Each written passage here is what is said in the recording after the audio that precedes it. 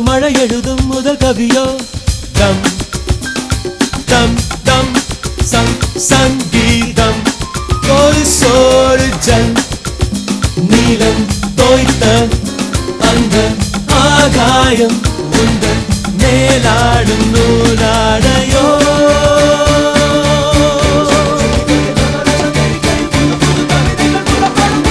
ரதியே ரதம் போல் நடந்தே நீ வரும்படி எங்கும் குறிஞ்சி மலர் போல் குறுங்கும் பூநெருஞ்சி முழென்றும் மதிக்குள் குதிக்கும் மீன்கள் உன்னீர் விழி கண்டு நிலத்தில்